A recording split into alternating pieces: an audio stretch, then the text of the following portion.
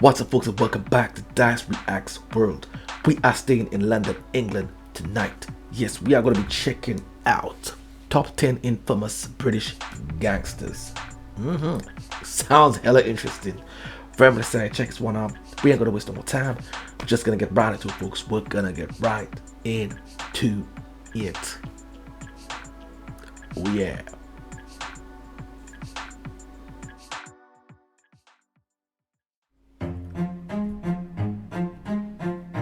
Say hello to my little friend. Welcome to Watch Mojo UK, and today we'll be counting down our picks for the top 10 infamous British gangsters. And he just fights. He just fights and fights and fights. Before we begin, we publish new content every day, so be sure to subscribe to our channel and ring the bell to get notified about our latest videos. For this list, we take a look at the most ruthless and notorious gangsters in modern British history. The worst crime a man could commit is bring his family up in poverty. So I don't regret any of my actions. Number 10. Lenny McLean. Frequently dubbed the hardest man in Britain, McLean was known to most people simply as the Governor. Larry makes sure the administrative side of the business runs harmoniously. While his gangster credentials aren't as prominent as some, he did become Britain's most famous bare-knuckle street fighter, and reportedly one of the best. Throughout his career, McLean said to have fought in almost 4,000 matches, and to have won most of them. Well, I used to mind the toughest clubs in Britain, all over the country. I had about 20,000 barroom brawls. An important figure in the East End as a bouncer, bodyguard and enforcer, he often associated with people such as the Kray twins and Charles Bronson, before in his later life he worked as an actor. I suggest you get those guns, quick! Number 9. Thomas McGraw. Born in Glasgow, Tam the licensee McGraw's criminal career started off with burglary and armed robbery, and he eventually became one of the most wanted men in Scotland. In the 1980s, after somehow avoiding a stint in prison after a failed robbery, he began to expand his criminal empire by selling heroin and purchasing numerous clubs and pubs.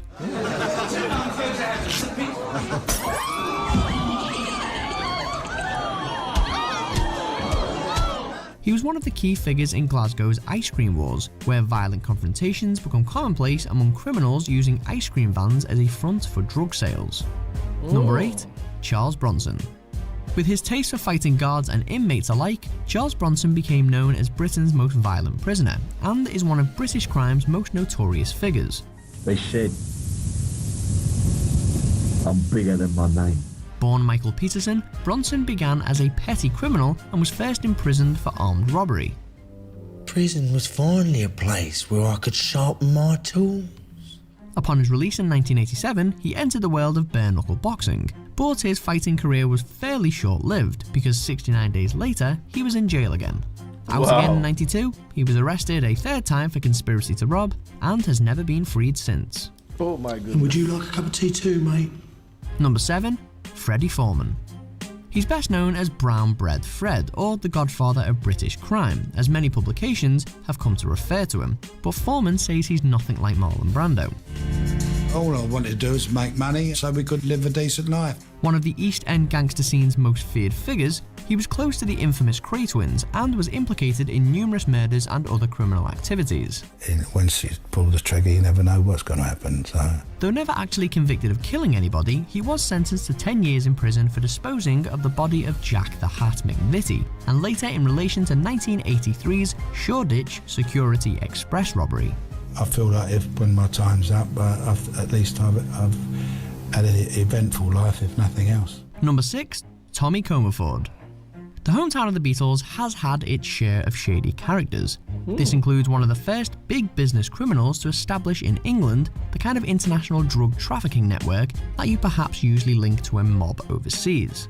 Drug baron Tommy Tucker Comerford was instrumental in forming the first serious drug dealing cartel in Britain, which made the Liverpool Mafia the richest in the country. His first stint in jail came after a bank robbery, and during his long criminal career, he was sentenced to more than 34 years behind bars. Damn. Number 5. Desmond and Dominic Nunan. These two brothers were the head of one of Manchester's most infamous and ruthless gangs, which by the late 1990s had become one of the most notorious crime families in the whole of Britain. We don't do everything nice, but you know, we do look after each other. We look after our friends. Involved in drug trafficking, nightlife security, and armed robbery, the Nunans' reign over Manchester's underworld lasted over 20 years. By day, it's run by police. By night, it's run by gangsters. Manchester is where I was born, where I live, and where I'll die. During that time, they were also suspected of being responsible for more than 25 murders. Desmond was stabbed in 2005 and died of his wounds, while Dominic is currently serving 22 years in prison for arson, blackmail, and sex offences. Shut up, I'll send someone out, I'll beat you up in a minute. Number 4, Frankie Fraser. We're gonna take a pause there. I've never heard of those individuals, but the mention of the Kray twins, like I've heard that title before. Not sure. I don't know if it's from another documentary, but it wasn't specifically about the Kray twins, but I think I heard them mentioned in a documentary, a British documentary related to crime. So, but apart from that, I've never heard none of those guys on the list right there. We'll take it back just a bit. You up in a minute. Number 4, Frankie Fraser. One of the most recognisable faces in modern British crime, Mad Frankie Fraser was a guy you didn't want to cross. The police say I've killed 40 people, not 41.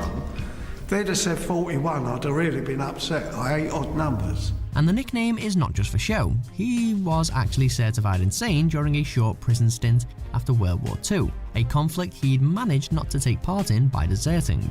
Fraser eventually became an enforcer for the Richardson gang during the 60s and was reportedly involved in numerous episodes of torture and murder. I allegedly pulled a guy's teeth out with pliers. I only wished it had been true. His violence followed him in prison, where he would often start fights with other inmates and guards. That is where I slung Eric Mason out with an axe in his head. Number 3. This time he didn't the say Gun allegedly. Brothers. Heads of the Bestwood cartel, named after the Bestwood estate in Nottingham where they set up their criminal enterprise, brothers David and Colin Gunn became the city's foremost gang lords.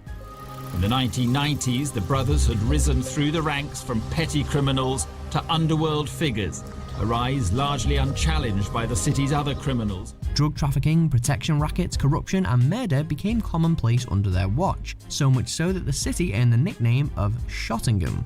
As their empire grew and drugs flowed in, Colin started becoming more and more violent and volatile, as steroids and cocaine use heightened his worst impulses. Under his watch, even innocents would pay the price of his crimes.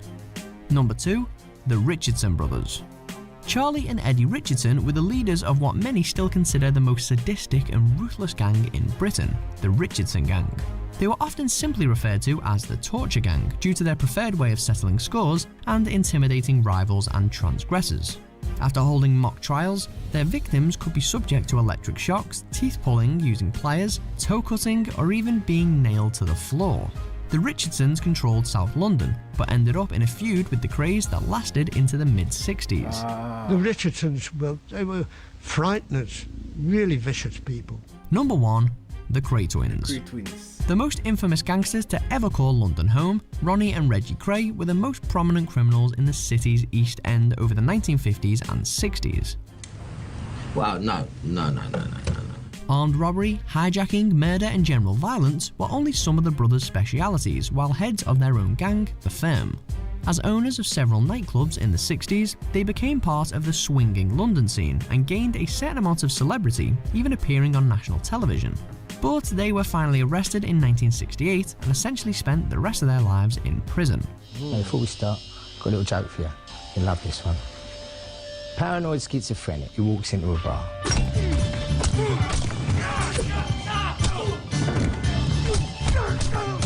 Do you agree with our picks? Check out these other great clips from Watch Mojo UK. I gotta go check out some of those movies they did of those guys, because man, some of the rap sheets I'm hearing there, sometimes the movies don't do any justice, especially maybe like sometimes the storyline is good but the acting is horrible. But some of the clips I'm seeing there, the acting looks rather damn good, so you gotta go check them out. Yes, but the pride and ego of the fourth guy, but he said allegedly in the first one, when he said that when he pulled the guy tooth out or something. But when they said he murdered 40 people, he said he was happy that it wasn't 41 because he hit odd numbers. I'm like, huh? I mean, he's not even refuting the fact that, or trying to hold himself, you know, innocent. But I guess some of those cases he has not denied. I mean, they found him guilty or whatnot. But I mean, like, what? I mean, to just say something so absurd when you have so many bodies on your account. I mean, come on, man. Like, that's what you're thinking about? You just don't want it to be an odd number? I mean, just for that guy should be locked up and never let out, because that's the craziest thing I've heard. When you got so much murder cases and you're concerned about it, he was very good that you didn't hate was an odd number. 41. Like, come on, man. Like, this guy's crazy. Yeah, I've never heard any of those people on the list except the Kray twins.